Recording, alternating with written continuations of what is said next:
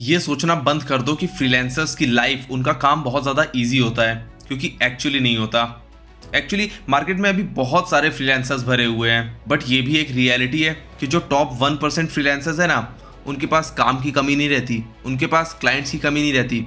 वो अपने rates decide कर सकते हैं, वो अपने हिसाब से कौन सा काम करना है और कौन सा नहीं वो भी डिसाइड कर सकते हैं, और इस तरीके से अपनी मर्जी के हिसाब से वो काम करते हैं। तो इस वीडियो में आपको भी बताऊंगा कि आप भी कैसे इन टॉप 1% फ्रीलांसर्स में अपनी जगह बना सकते हैं, ताकि आप भी अपने मर्जी के हिसाब से काम कर पाएं। इसमें कोई शॉर्टकट, कोई शुगर कोटिंग या कोई इजी हैक्स नहीं बताऊंगा, बट आपको एक्चुअली वो चीज़ें बताऊंगा जिनका आपको ध्यान रखना है अपनी ग्राइंड के दौरान, जिससे कि आप भी ऐसा फ्रीलांसर सक्सेसफुल बन पाए और उन टॉप 1% पे अपनी जगह बना पाए, जिससे कि आपके पास काम की कभी कमी ना हो और आप भी अपने रेट्स के हिसाब से, अपनी फ्लेक्सिबिलिटी के हिसाब से काम कर पाए। आज से 2-3 साल पहले मैं भी उन फ्रीलांसर्स की भीड़ का पार्ट था जो कि एक्चुअली कुछ मीनिंगफुल नहीं कर पा रहे थे। अनगिनत घंटे क्लाइंट्स को ढूंढने में लगाता था, उनका काम करने में लगाता था, उसके बाद भी वो नॉर्मल से रेट्स पे काम कर रहा था और मेरे पास टाइम की भी फ्लेक्सिबिलिटी नहीं थी।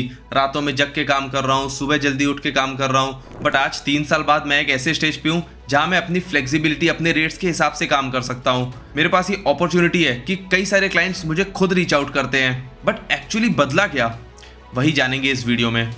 And it wasn't only luck. सबसे पहली चीज जो आपको ध्यान में रखनी है वो ये कि just being good is not enough. आपको अपने ऊपर इन्वेस्ट करना पड़ेगा, अपनी स्किल्स में इन्वेस्ट करना पड़ेगा, जिससे कि आप जो भी काम कर रहे हैं उसमें और ज़्यादा बेटर कैसे कर सकते हैं वो आपको पता हो, आप उसमें किस तरीके से इम्प्रूव कर सकते हैं वो आपको पता हो। इससे रिलेटेड एक चीज़ और आपको बताता हूँ, आप क्या प्रेफर करेंगे, एक ब्लू ओशियन या एक रेड ओशियन में काम करना।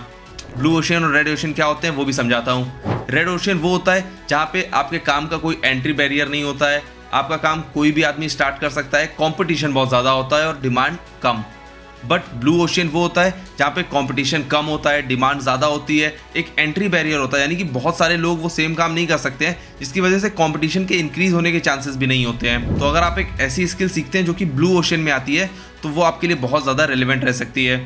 आज के टाइम पे डेटा एंट्री सीखना, ट्रांसलेशन सर्विसेज सीखना, मे बी वेब रिसर्च करना सीखना या बेसिक सोशल मीडिया मैनेजमेंट करना, आजकल ये चीज़ें आउटडेटेड हो चुकी हैं। इसमें बहुत ज़्यादा कंपटीशन बढ़ चुका है, कोई एंट्री बैरियर नहीं है, यानी कि कोई ऐसी हार्ड स्किल नहीं है जो कि लोगों को सीखनी पड़े, जिसकी वजह से बहुत सारे लोग ये सेम काम करते रहते हैं। डिमांड साइड तो नॉर्मल ही है, बट सप्लाई साइड बहुत ज़्यादा बढ़ती जा रही है। इसकी वजह से आप ऐसी स्किल सीखिए जिसमें एक एंट्री बैरियर हो, जिसमें आपको खुद पे टाइम लगाना पड़े, बट एक्चुअली वो टाइम अपने ऊपर इन्वेस्ट करके जब आप मार्केट में किसी को रीच आउट करें तो लोगों के पास कंपटीशन कम हो और आपकी डिमांड बढ़ पाए। सो आप कोडिंग सीखिए, वेब डेवलपमेंट सीखिए, राइटिंग सीखिए, डिज़ाइनिंग सीखिए, एडिटिंग सीखिए, फोटोग्राफी, वीडियोग्राफी सीखिए। इस तरीके की कई सारी स्किल्स जिसमें आपको टाइम लगा के वो चीज़ें सीखनी पड़ेंगी, वो टूल्स, वो गियर्स को सीखना पड़ेगा, जानना पड़ेगा, समझना पड़ेगा। इन चीज़ों में एक्चुअली एक एंट्री बैरियर ऑलरेडी लग जाता है। कोई भी रैंडम इंसान आज ही उठ के वीडियोग्राफर नहीं बन सकता है, उसे वो टाइम डेडिकेट करना होगा, वो कमिटमेंट दिखानी होगी उस काम में, अपनी स्किल्स को ओवर टाइम इंप्रूव करना होगा, जिसकी वजह से अल्टीमेटली देन वो वीडियोग्राफी के प्रोजेक्ट्स ले सकता है। तो जब आप ऐसी स्किल्स सीखेंगे जो कि ब्लू ओशियन की कैटेगरी में फॉल करती हैं, तो आप पहला स्टेप लेंगे towards being a top 1% freelancer. Move to step number 2, glow up.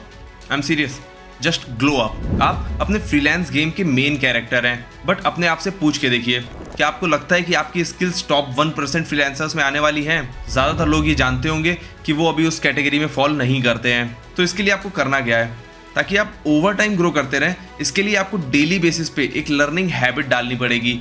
आप जिस भी फील्ड में फ्रीलांस कर रहे हैं, जिस भी फील्ड में काम कर रहे हैं, उसमें आगे ग्रो करने के लिए रोज थोड़ा सा टाइम निकालिए, जिसमें कि आप केवल लर्निंग मोड में जाएंगे और उससे रिलेटेड स्किल्स को एक्वायर करेंगे, उसमें और आगे ग्रो करेंगे, उस स्पेसिफिक निश में कुछ नया सीखने की कोशिश करेंगे। अब उसमें केवल कोर्सेज लेके कंप्लीट करके लिंक्डइन पे लगा देना वही काम नहीं होता है। आपको एक्चुअली सीखना पड़ेगा और उन लर्निंग्स को ओवर टाइम इम्प्लीमेंट भी करना पड़ेगा, जिससे कि आपकी स्किल्स ग्रो करती जाएं, डेवलप होती जाएं और आप भी धीरे धीरे करके उस फ्रीलांस लैडर में चढ़ते जाएं। इसके अलावा एक और चीज़ जो कि सारे टॉप के फ्रीलांसर्स करते हैं वो ये कि वो क्लाइंट को सिर्फ एक पेइंग चेक की तरीके नहीं समझते हैं, वो एक विन विन सिचुएशन क्रिएट करने की कोशिश करते हैं। वो हमेशा ट्राई करते हैं कि वो सिर्फ ऐसे प्रोजेक्ट्स लें जो कि उनके इंटरेस्ट के साथ अलाइंड होते हैं, ताकि वो इस स्पेसिफिक निश में अपने क्लाइंट्स को बेटर सर्व कर पाएं, अपनी स्किल्स को भी उन स्पेसिफिक इंडस्ट्री में ग्रो कर पाएं और उसके बाद वो बेटर रेट्स भी चार्ज कर पाएं। सो अगर आपको भी इस गेम में ऊपर जाना है तो आपको भी अपने इंटरेस्ट से अलाइंड लोगों के साथ ही काम करना पड़ेगा। आपको भी स्पेसिफिकली डिसाइड करना पड़ेगा कि आप किसके साथ काम करना चाहते हैं और किसके साथ नहीं। स्टार्टिंग के लिए ये मे भी आपको लगे कि एक अच्छा डिसीजन नहीं है, आपको कई सारे क्लाइंट्स को मना करना पड़ेगा, बट ओवर टाइम जब आप एक स्पेसिफिक नीश में मास्टर बन जाएंगे तो आप सेम काम के लिए, बट क्योंकि आप स्पेसिफिकली उस नीश में काम कर रहे हैं, ज़्यादा चार्ज भी कर पाएंगे। अब मेरी नॉलेज में जितने भी अच्छे फ्रीलांसर्स हैं जो कि बहुत अच्छी तरीके से चार्ज करते हैं, जो कि बहुत अच्छा काम करते हैं, जिनके क्लाइंट्स उनसे बहुत ज़्यादा खुश रहते हैं, उनके सब में मैंने एक चीज़ ज़रूर देखी है कि वो हमेशा फीडबैक के लिए भूखे होते हैं। वो वेट नहीं करते हैं अपने क्लाइंट से फीडबैक मिलने का, वो खुद जाके फीडबैक मांगते हैं कि मैं किस तरीके से अपने काम को इम्प्रूव कर सकता हूँ, किस तरीके से मैं कुछ ऐसा कर सकता हूँ जिससे कि आपके काम और ज़्यादा इजी हो जाए, किस तरीके से मैं और बेटर परफॉर्म कर सकता हूँ अपने काम में। इस तरीके के फीडबैक जब आप भी क्लाइंट के बिना बोले उससे मांगेंगे तो क्लाइंट को एक रिलेशनशिप, एक कनेक्ट फील होगा।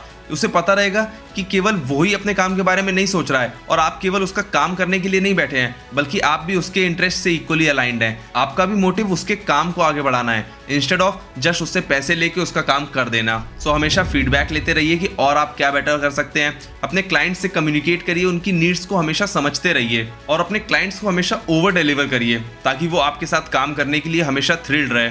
उसे पता हो कि अगर मैंने ये काम इस फ्रीलांसर को दिया तो मेरा काम सॉर्टेड है, मुझे टेंशन लेने की ज़रूरत नहीं है कि काम कब आएगा, क्वालिटी कैसी होगी, रेट्स क्या होंगे, मुझे हर तरीके से सेटिस्फैक्शन मिल जाएगा। अब एक चीज़ और जो कि सभी टॉप के फ्रीलांसर्स करते हैं वो ये कि वो अपने क्लाइंट्स को रिटेन करना जानते हैं। अब इसके लिए पहली चीज़ तो वो अपनी स्किल्स में मास्टर होते हैं, अपने क्लाइंट्स को अच्छे से सर्व करते हैं, उनकी रिक्वायरमेंट्स को समझते हैं और उसके अकॉर्डिंग उन्हें हेल्प करने की कोशिश करते हैं। बट इसके अलावा एक और चीज़ जो कि बहुत ज़्यादा ज़रूरी है कि ये फ्रीलांसर्स केयर करते हैं अपने क्लाइंट के एफर्ट और टाइम बचाने के लिए। सो आपको भी वो हर स्टेप लेना चाहिए जिससे कि आपको लगता है कि आपके क्लाइंट का काम ईजी हो पाएगा या उसका टाइम सेव हो पाएगा। जब आप ऐसा ओवर टाइम करते रहेंगे तो क्लाइंट आप पे रिलाई कर पाएगा और ये एक ट्रस्ट डेवलप करेगा। और अगेन ऐसा करके आप अपने क्लाइंट के एक्सपीरियंस को 5 स्टार कर पाएंगे जिससे कि क्लाइंट वापस अगेन आपके पास आए। इससे अल्टीमेटली आप अपने उस क्लाइंट को रिटेन कर पाएंगे। सो अगेन इस वीडियो में ड्रीम सेलिंग नहीं कर रहा हूँ, बल्कि आपको वो एक राइट माइंडसेट बताना चाहता हूँ जिसकी वजह से आप भी अपने फ्रीलांस गेम को अप कर पाएं, आप भी एक सक्सेसफुल टॉप फ्रीलांसर बन पाएं। मेहनत और ग्राइंड तो आपको ही करनी पड़ेगी, बट जब आप इन अप्रोच को फॉलो करेंगे तो आप एक राइट डायरेक्शन में आगे बढ़ पाएंगे। आई होप ये वीडियो आपके लिए हेल्पफुल रहा होगा। अगर हाँ तो नीचे चैनल को सब्सक्राइब करना जरूर कंसिडर करिए। I take your leave. Thank you.